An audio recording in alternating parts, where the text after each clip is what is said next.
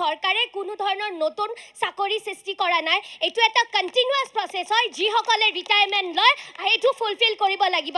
লগতে এগৰাকী বিজেপিৰ পৰা তেখেতে কৈছে যে কংগ্ৰেছৰ দিনত মহিলাই আচলতে ৰাজপথলৈ ৮ বজাৰ পিছত ওলাই যাবলৈ ভয় কৰিছিলে। তেওঁ কোনখন অসমত বসবাস কৰি আছে তেওঁক মই প্ৰশ্ন কৰিব বিচাৰিছোঁ।